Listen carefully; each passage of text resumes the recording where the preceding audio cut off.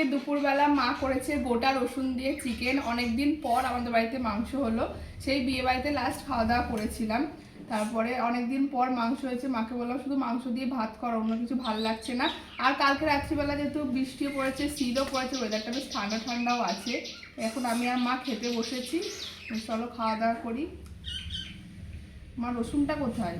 ভেতরেই আছে দেখ। এই যে গোটা রসুনটা নেব আর ভাত দিয়ে খাবো। বেশি মাংস খাবো না, অল্প করে খাবো, আবার রাত্রিরে খাবো। তুমি নিয়ে নাও।